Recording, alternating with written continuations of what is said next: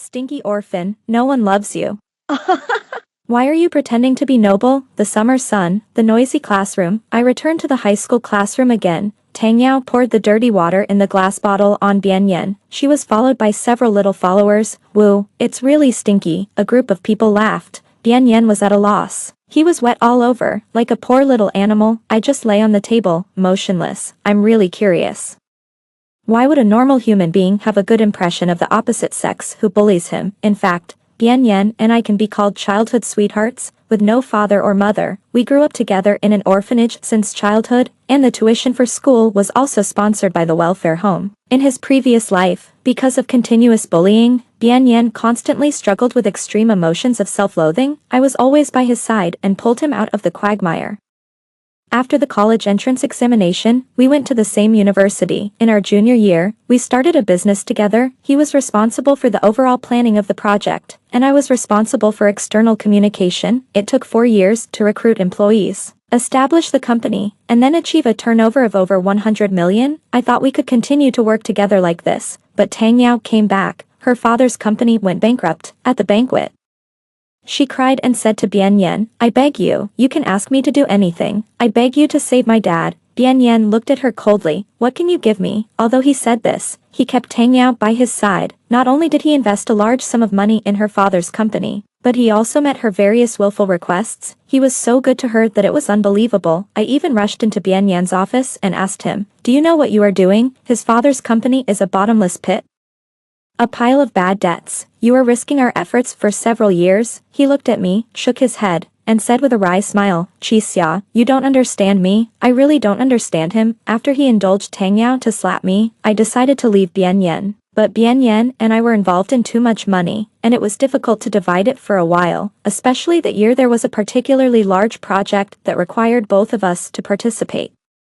But I didn't expect that he would bring Tang Yao with him on the way to participate in that project. For the first time, I got very angry. This was a plan that I had prepared for a whole year. What was the point of him bringing Tang Yao? But Tang Yao said to him, Bian Yen, since Sister Xia Xia doesn't like me so much, just leave her here. After being poured dirty water on Bian Yen, he subconsciously turned back to look at me. Yes, every time he was bullied, I would stand up to him and confront Tang Yao fiercely, even though I knew I was no match for her. She was a rich second generation, and she had a group of good friends around her. Everyone was a tough guy. I glanced to the side. I ignored his look for help. Yo, even Chi Xia won't help you this time. It's so funny. What should I do? Should I cry or kneel down and beg for mercy? I listened to these words without any emotional fluctuations, and even yawned. In my previous life, I became Tang Yao's target because I helped Bian Yen. If I didn't mind my own business, I could even say that I had no intersection with that group of people. Chi Xia, what's wrong with you? Why are you standing by and watching? Tang Yao saw me like this for the first time, and she didn't believe it. She walked over with her hands in her hands and knocked on my desk hard. I picked up the textbook and started flipping through it. I'm not his mother, so I have no obligation to take care of him. When he heard me say that, Bian Yen, who was standing next to me, suddenly changed his expression. His eyes were red, his palms were clenched tightly, and he whispered to me, Xia Xia. I frowned in annoyance, pretending not to hear, and turned another page of the book. Tang Yao covered her mouth and laughed. Really, aren't you two childhood sweethearts? Chi Xia, if I change seats with you, would you be willing? I hummed lightly, it doesn't matter. Bian Yen and I were deskmates for 3 years in high school. When we were in school, Tang Yao always wanted to change seats with me and sit next to Bian Yen, but I firmly disagreed, and even when Tang Yao went to find the teacher, I made it clear that changing seats casually would affect my studies and I didn't want to be disturbed. My grades were consistently in the top 10 in the grade, and the teacher hesitated, although Tang Yao's family was powerful. She didn't want to take risks with her students' grades, but this time, I nodded directly. If you want to change, you can do it now. As I said this, I began to put away the exercise books on the table. Xia Xia, what's wrong with you? It was Bian Yen. He suddenly held my wrist, looked at me tightly, his lips trembling, and his voice was a little aggrieved. How did I make you angry? I sighed, then I shook off Bian Yan's hand. Don't call me Xia Xia anymore.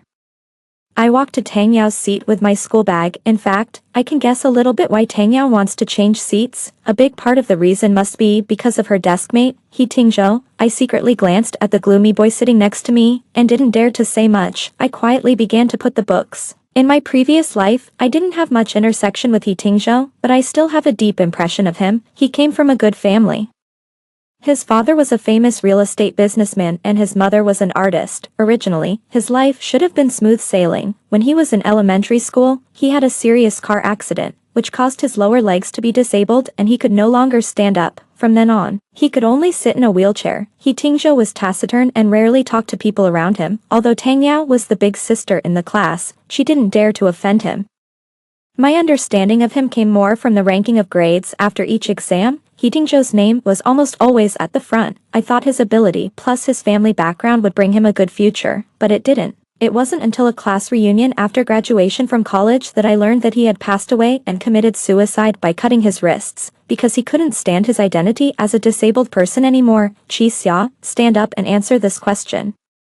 I was immersed in my own thoughts, and suddenly my name was called. It turned out that I didn't know when the class bell had already rang. Physics class. The middle-aged physics teacher with a bald head stood on the podium, staring at me with a gloomy face. In my previous life, I felt that this teacher inexplicably disliked me. Maybe it's because among all the subjects, physics is my weakest. Looking at the long list of questions on the blackboard, I took a deep breath, tried to recall the knowledge of high school, and hesitated and slowly said my own solution. That's it. The physics teacher knocked on the podium with the blackboard eraser. Qi Xia, your level has regressed. I was speechless. It's not that my level has regressed, but that my brain has not done any questions for many years. I was embarrassed. A note was suddenly handed over to me. It was written in clear and neat handwriting. Simple and efficient methods and answers. And my deskmate He Tingzhou still didn't raise his head. His fingers were slender, and his right hand gently turned over a page of the textbook. On that page, it was the knowledge point of this class. He was helping me out. I looked at him gratefully. After calming down, my past physics knowledge finally came back gradually, and I said the answer. He Tingzhou is worthy of being a god of learning, and he can come up with such an excellent solution in a short time. Okay, sit down.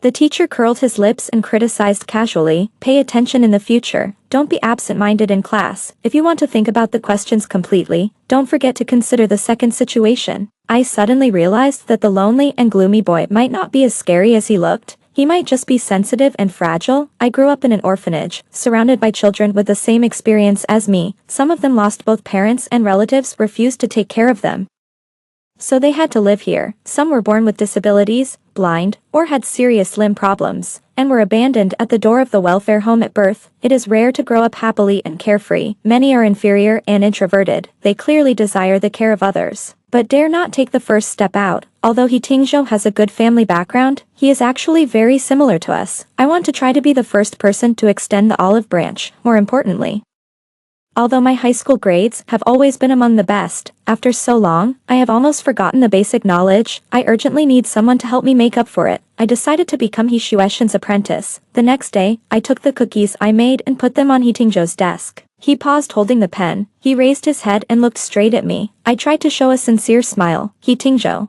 thank you for helping me in physics class yesterday. This is my thank you gift. He glanced at the cookies. He asked lightly, did you make it? Yes. I still have confidence in my cooking skills. There are not many caregivers in the orphanage. From the age of 6 or 7, I have to learn to take care of myself. Washing clothes, cleaning, cooking, these are all common things. Bian Yan was too thin when he was young, and his lunch was sometimes snatched away by older children, in order to prevent him from being hungry. I would sneak into the kitchen at night to see if there is any food that can be cooked. Biscuit snacks. That's when I learned to make them. He picked up one at random and put it in his mouth. Is it okay? I asked nervously. He Tingzhou did not comment. He tapped the table with his right index finger, as if he could see my inner thoughts. You are a little weak in electromagnetism. I nodded quickly. He gently pushed a workbook over and turned to the middle. From here on, you should focus on the questions I marked. In this way, I successfully narrowed the distance between me and He Tingzhou with a box of biscuits. Later, I often brought some snacks. It was not expensive, and I almost made them myself when I got up in the morning. He and I have similar habits. We both like to sort out knowledge points in the early morning, during the break after morning self-study, when I was studying the questions in He Tingzhou's workbook. A panicked shout suddenly came from the 2 rows in front of me. It was Bian Yan's voice. Because it was too sudden, I subconsciously looked up in that direction. Almost all the students in the class were attracted by their eyes, and those who were far away even raised half of their bodies and looked at them curiously. Bian Yan stood up from his seat, his face was pale, and his lips kept moving. There was a piece of plasticine with red spots on the table, if you look closely. You will find that there are several sharp, jagged things coming out of it. It's like someone cut a blade into sharp pieces and stuffed them in. Oh my god, blood, bleeding, the girl next to the aisle shouted. I only then noticed that there was an obvious wound on Bian Yan's hand hanging by his side, and blood was dripping onto the ground. You haven't held on for 10 seconds yet. Why did you let go? Tang Yao rolled her eyes, and she poked Bian Yan's belly with a ruler. You lose this game. Bian Yan lowered his head and said in a low voice, I didn't know there was a knife in the rubber. Please don't play such a dangerous game. What a bummer. Tang Yao's face drooped. She took back the ruler and threw it hard on the table. With a snap, the ruler made a crisp sound and bounced onto the chair in front. After watching for a while, many people already understood what happened. It was nothing more than that the eldest lady was bored today and came up with a new trick to tease the vulnerable civilians. Yao Yao, the poor guy was scared to death by you today. He seems to be about to cry. Several of her good friends came over and whispered in her ear. Tang Yao snorted and tilted her head to look at Bian Yan. He just sat down, and the whole person seemed to be in a daze. Hey, are you really going to cry? Tang Yao suddenly pushed him hard. Well, let me take you to the school hospital to see. Don't get infected. Huh? Bian Yan looked up blankly. I was copying a big question on the blackboard and happened to meet his eyes. He shook his head. No, I can handle it myself. In his previous life, Bian Yan was always behind me. This is the first time I have observed his and Tang Yao's way of getting along so intuitively. Gives people a very strange feeling. Tang Yao is quite powerful. He Tingzhou threw a folded paper crane into the glass bottle, slap a slap, and then give a sweet date. What a kind of mental control. I found out on the first day I sat here that he actually had a hobby like origami, which was not in line with his aloof personality. Huh? Constant physical torture and verbal abuse. When you are on the verge of despair and can't stand it, touch your head and comfort you a little. You will be grateful and feel guilty for all your struggles and resistance before. You may even feel a kind of illusory touch. Ah. She is so good to me, is that so? My mind was in a mess, and I kept poking the rough paper with the tip of the pen. I didn't even notice that Bian Yan walked to my side. Xia, he stood by my desk, his shadow fell on the page of my book. My hand is broken. Can you bandage it for me, please? If it were before, I would have taken his hand and taken out alcohol and gauze without him saying it. No, maybe I won't allow him to get hurt at all. I will grab Tang Yao's collar, press her to the ground, and tell her, want to play games? I'll play with you, but now, I know that some people are not worth your efforts. The teacher in the infirmary is available 24 hours a day. I think you should know where it is, I said indifferently, and continued to focus on the half-finished questions at hand, but, Bian Yan pulled a forced smile on his lips. And this time he put his hand directly on my desk. Xia, it really hurts. It can be seen that the wound on the hand is very deep, the blood is still oozing out, even flowing onto my desk. I was really a little irritated. I don't know if I was too good to Bian Yan before, which led him to develop the habit of relying on me. Take your hand off, it's dirty. He Tingzhou raised his head from the textbook and suddenly interrupted. He took a few tissues and threw them over. Wipe it quickly. If you want to play those stupid games, don't mess up other people's tables. The air was stagnant for a moment. It must be said that He Tingzhou knows how to kill people and destroy their hearts. Bian Yan slowly suppressed the smile at the corners of his lips, and his back straightened up little by little. He really picked up the tissue thrown by He Tingzhou, held it with his slender fingers, and wiped his wound vigorously. Some scraps of paper were stuck to the epidermis. And it hurt to look at it. In fact, he is a little arrogant in his bones. Let's change seats. He looked straight into He Tingzhou's eyes. Xia and I have always sat at the same table. There is no need to separate. Oh, so what? He Tingzhou smiled. It has nothing to do with me. I like this position very much and don't want to move at all. Besides, why don't you ask Xia if she is willing to sit with you?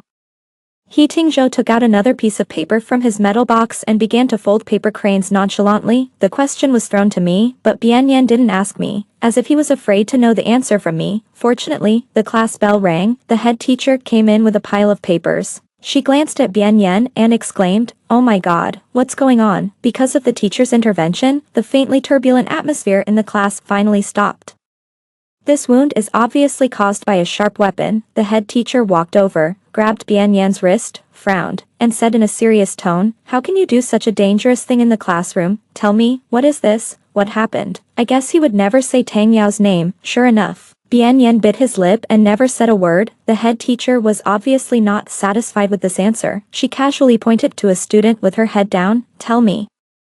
What happened during the break last class? The girl lowered her head, hesitating for a long time, and finally said, I went to the toilet. I don't know. No one wanted to offend Tang Yao. The teacher sighed and showed a helpless expression. She asked the class monitor to follow Bian Yen to the infirmary before starting the class. A few days after this incident, Tang Yao and Bian Yen had a period of peace. It seemed that everything was over. It happened to be the midterm exam, and I was busy preparing for it and had no time to pay attention to the two of them, and He Tingzhou and I seemed to have more and more common topics. I was surprised to find that when I was in elementary school, I even went to the rich area where He Tingzhou was. At that time, a wealthy businessman donated a huge sum of money to us. He was very old and childless. His only wish was to have a child who could visit him often. In the year before he died, we went there almost every month. Sometimes we sang songs and talked to him, and sometimes we just sat there quietly and listened to him talk about the past. When I learned about this coincidence, I was pushing He Tingzhou's wheelchair through the corridor, from the initial indifference and alienation, to now tacitly allowing me to take him up and down the school. When he was in a good mood, he would let me push him to sprint quickly on the playground. Our relationship was improving rapidly. I couldn't help but raise my voice and asked, He Tingzhou, in fact, we may have met before. He ignored me. Although I said that, I think that even if we had met before, after so many years, we must not remember it. Just walk to the corner of the stairs. I was about to push him over, but suddenly heard the voices of Tang Yao and her good girlfriends. First, her little follower complained dissatisfiedly, Yao Yao, your dad hasn't scolded you these days, has he? I've long disliked that woman who teaches in class. It's no big deal, but she even called the parents. It must be that bitch Bian Yen who complained. Tang Yao stamped her feet and snorted. I was too nice to him a few days ago, so he got cocky and went to He Tingzhou to change seats. I must teach him a lesson. After saying these words, Tang Yao slapped the door of the classroom next to her. The iron door squeaked, and it was locked. Let's go, don't worry about it, someone said. After these people left the front stairs with laughter, I pushed He Tingzhou out. That classroom was a warehouse. The dark green painted door was full of abandoned equipment and teaching aids, and it was only opened once every few months. There were no windows, and it was dark and gloomy. I looked at the backs of Tang Yao and the others as they left, and I always felt that this matter was a bit strange, according to what they said.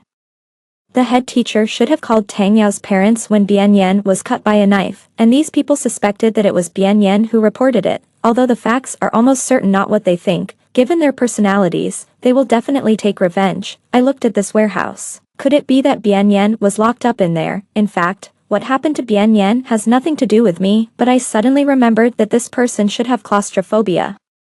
Bian Yen was sent to the welfare home by the police. At that time, he was very young, about 4 or 5 years old. The neighbor called the police and said that there was a foul smell in his house. The police rushed over and found that both his parents committed suicide at home. He was a small ball, hiding in the closet, and he hid there for several days. If it weren't for a careful female police officer who opened the closet door, he might have been ignored. When Bian Yen was carried out by the female police officer, he had wounds all over his body, belts, stools, and nails that were stuck in the skin and twisted out. The neighbor stood at the door, covering his nose with his hands, and said with disgust, the couple is sick. They quarrel every day. After the quarrel, they beat the child when they are in a bad mood. I hear the child crying at night. It's so annoying. I thought they would take their son to death, but I didn't expect that they still have a conscience and know to save the child's life. Bian Yen introduced himself at the welfare home for the first time. He said, my name is Bian Yen. A child stood up and laughed. How can you have such a strange name? Your parents must hate you. Bian Yen's eyes wandered around in panic. He later said to me, Xia Xia, I envy you so much. Your parents died to save people. My parents always beat me. Sometimes when they don't want to beat me, my mother will lock me in the closet for a long time and let me out when she remembers.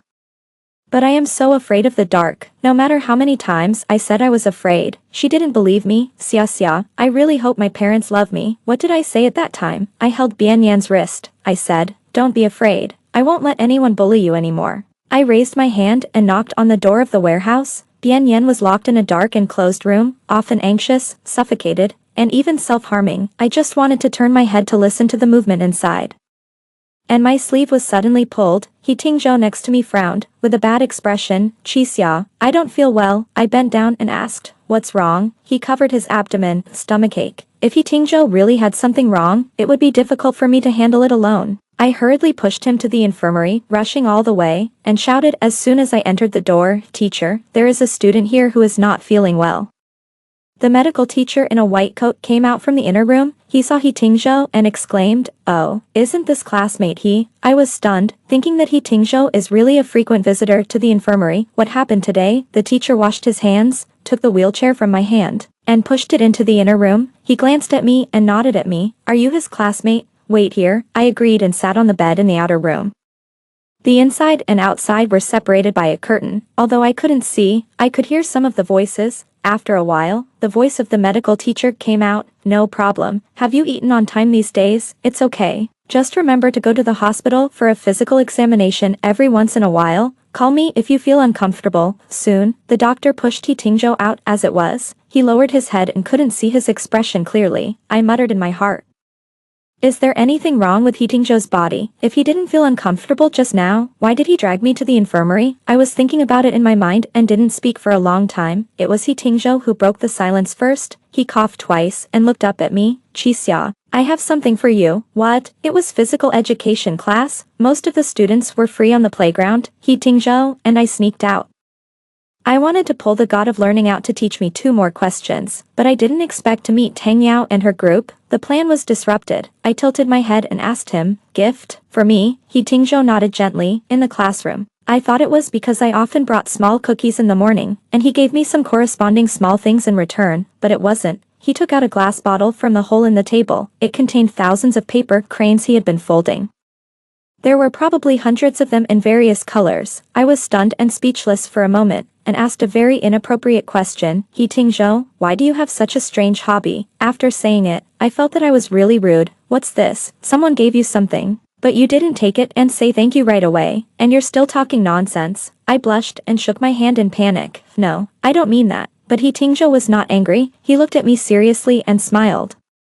"Qixia, you gave me my first paper crane." His expression didn't look like a joke at all. 10 years ago, he opened the jar, took out one and put it in my hand. "Do you remember? 10 years ago?" It turned out that I had really met He Tingzhou that year when I visited the rich businessman with the caregiver of the welfare home. My memories came back to me in an instant. At that time, I occasionally saw a little boy sitting alone in a wheelchair. His home was not far from the rich businessman.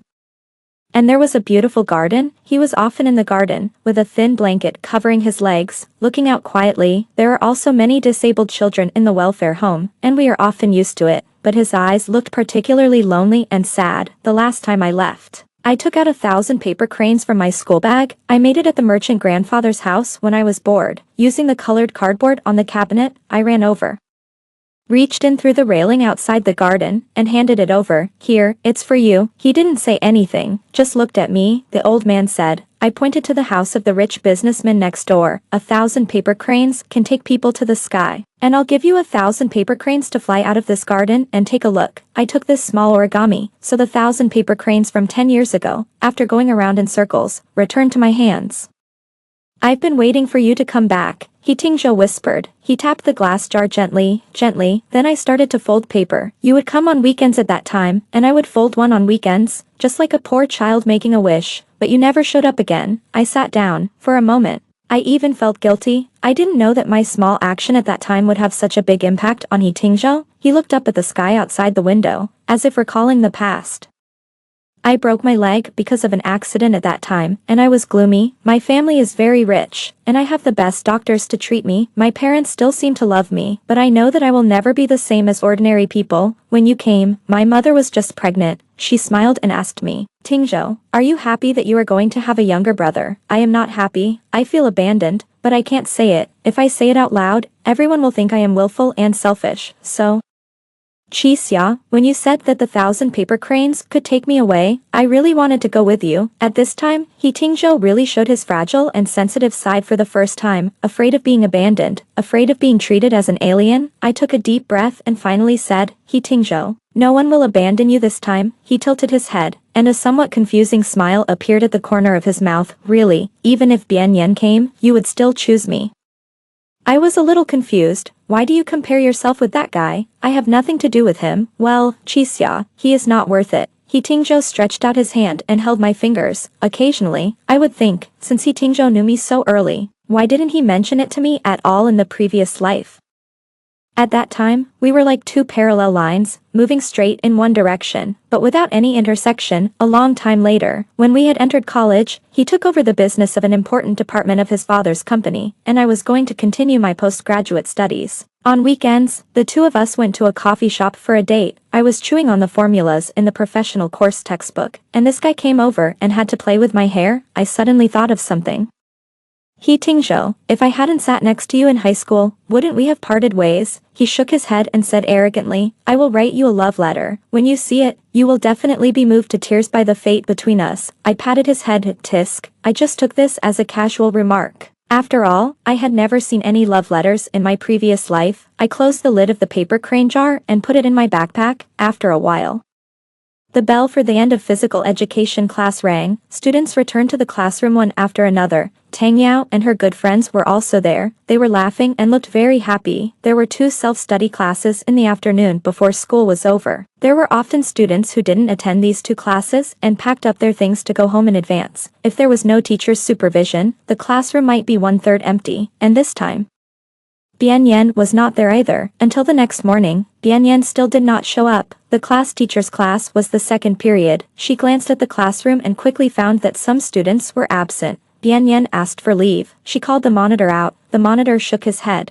Obviously not knowing all this, because of Bian Yan's special situation, there was no way to call his parents. If he wanted to contact his guardian, he could only call the welfare home.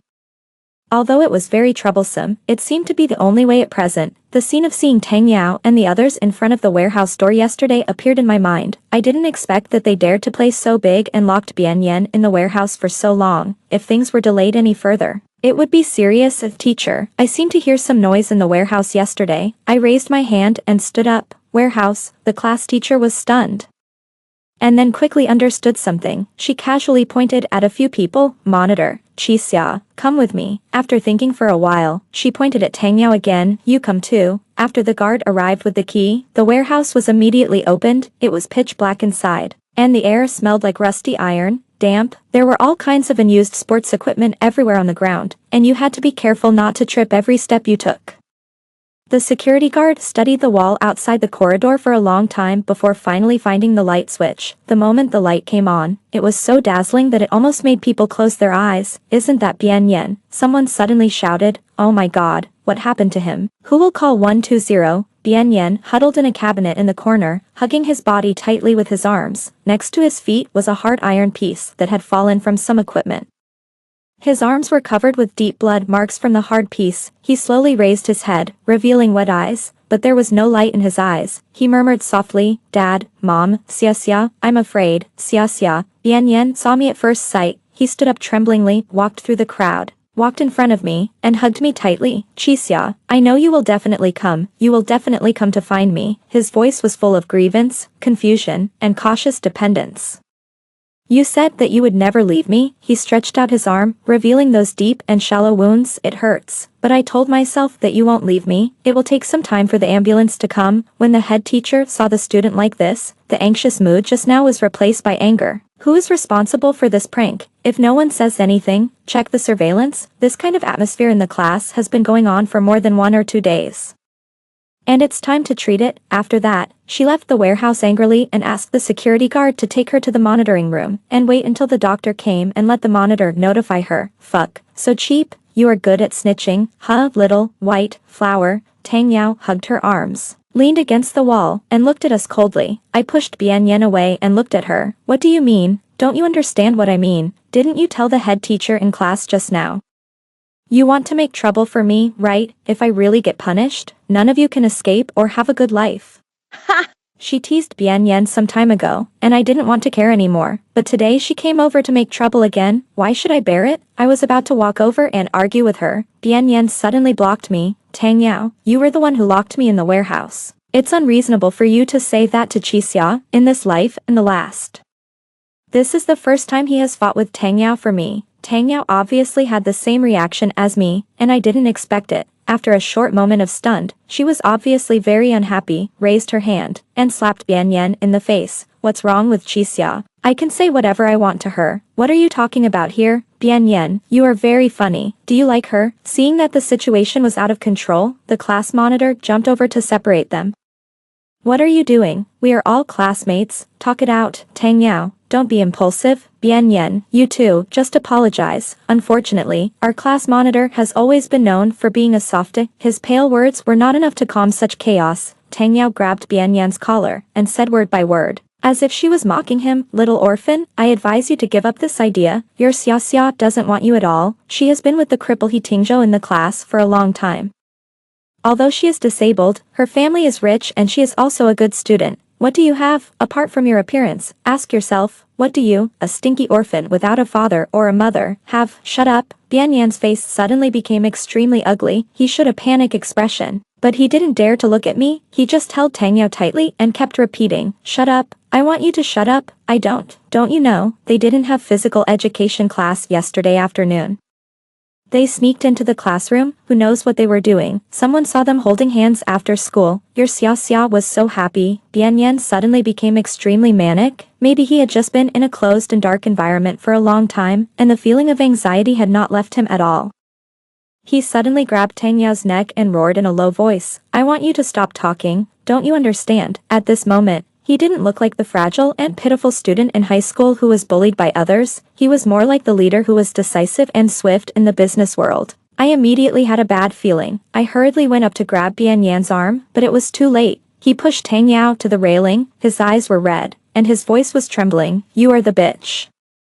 Who allowed you to spread rumors? Tang Yao was also scared at this time, but she was used to being willful and conceited, but she was unforgiving. What do you mean by spreading rumors? It was originally, maybe the two of them kissed each other, she shouted and struggled, but before she finished speaking, Bian Yan grabbed Tang Yao's neck and exerted force suddenly, the two of them were wrestling, and suddenly, Bian Yan turned over, dragging Tang Yao and falling out of the corridor. The squad leader and I rushed to the railing. 6 floors, 2 people fell down entangled like this, there were panic shouts all around, someone committed suicide, someone's dead. I ran down frantically until I got closer and closer, so close that the blood under Bian Yan seemed to spread to my feet. The ambulance finally came, unfortunately, it was too late. When the medical staff got off the ambulance, they seemed to be a little confused about the situation. Didn't you say claustrophobia? What's going on now? Get out of the way, get out of the way, why are there still 2 people? I slowly backed away, the crowd gradually submerged me, someone held my hand, very warm, Qixia, are you okay? I turned around and it was He Tingzhou, he looked at me quietly, my throat choked. After a long time, I finally said, He Tingzhou, they are both dead, he said, but I will accompany you in the future, always and forever. The sky was very blue that day. And I saw the only me in He Tingzhou's eyes. I was a little confused and at a loss. Later, at certain moments, I would occasionally think of Bian Yan. What kind of mood did he have when he pushed Tang Yao down the stairs? Was it resentment, helplessness, or fear? But no matter what the truth is, my life really has nothing to do with him. I love the one who loves me wholeheartedly and only has me in his heart. Extra Bian Yan I can't contact Qixia, WeChat is not replied.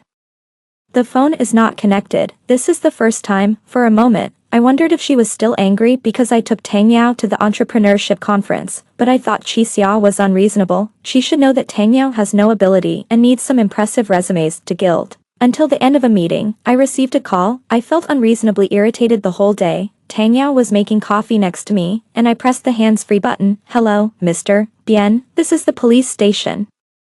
A few days ago, we handled a traffic accident at the provincial highway exit. A young woman was killed. I wonder if you know her. My temples were throbbing. Tang Yao put the coffee next to me, the damn policeman continued, because she has no parents or relatives. We found that you are the friend she contacts most. Regarding Qixia's funeral, would it be convenient for you to come over? I threw the phone away. Asshole, what are you talking about? The phone was hung up with a beeping sound. Liar. Tang Yao hugged her arms, leaned against the wall, and looked at me coldly. Didn't you watch the news? A few days ago, on the highway where we were going to the meeting, a bus lost control and hit a woman to death. For the first time, I felt that Tang Yao was so hateful, and suddenly interrupted her. Get out. She looked at me in disbelief. What did you say? I repeated. Get out of here. Okay, you said it yourself? Bian Yan, don't beg me to come back. Qixia couldn't be dead. A long time ago, when she was in the orphanage, she told me that she would not abandon me, so when I went to the police station and saw her body, I still refused to believe it. I clenched my palms tightly. I realized that I was actually afraid of the truth. I was even trembling with fear. Sign it. The policeman's voice was cold and official. My voice was hoarse. What I actually wanted to ask was whether she said anything before she died, but I knew that there would be no such thing. And there would not be a single word about me. Since then, I found that my mood was becoming more and more unstable. I became irritable and angry, and often fell into waves of emptiness and confusion. I returned to the orphanage. I donated a large sum of money there, and the director treated me like a big shot. Mr. Bien, our caregivers here often talk about you to the children, saying that they want to take you as an example. I looked at these children. They were just like me back then.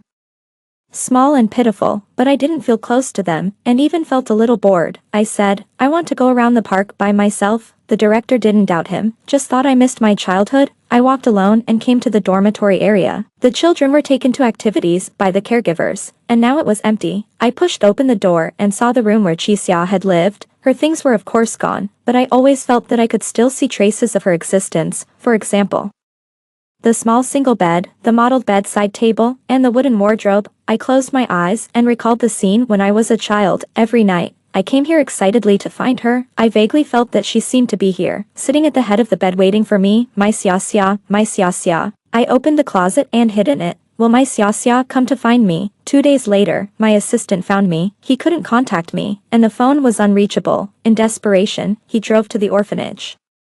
The director thought I had left without saying goodbye. As a result, they checked the surveillance and found that I was hiding in a child's closet. Everyone was shocked at the time. I could no longer hide the problem of my unstable mental condition. The company hired a famous psychiatrist for me. She was an expert who was about to retire. She spoke in a gentle and pleasant voice, and guided me to tell the past little by little. So, you put Qixia on the highway yourself, right? Yes. I closed my eyes.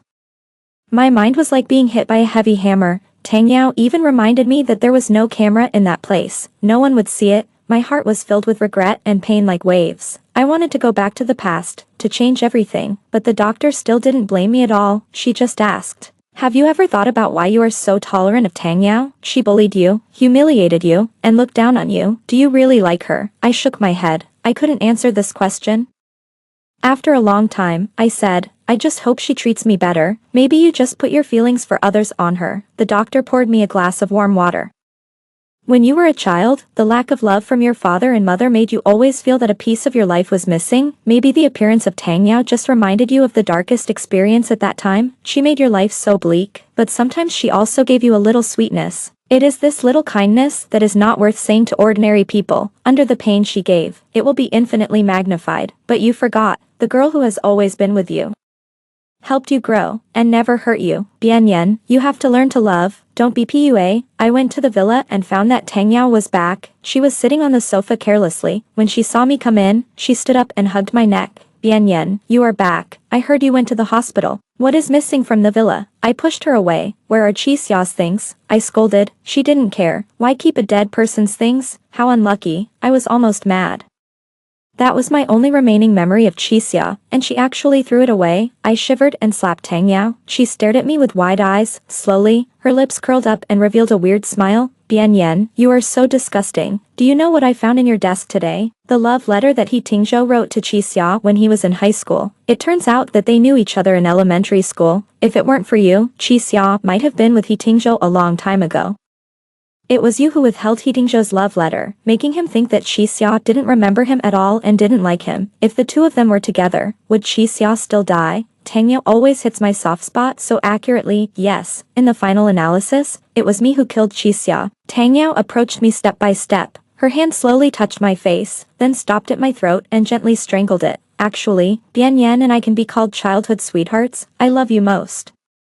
Your Xiaxia is pure and innocent. Let her go to heaven. She stood on tiptoe, as if she wanted to kiss me. Yes, such a vicious, scheming, and lustful person. We should die together. I opened the desk drawer and took out a pistol. At a banquet, a senior executive of the opposite company wanted to insult Qixia, and I picked up a bottle of wine and hit him on the head, but I still couldn't rest assured, so I bought a gun, in case something like this happened again.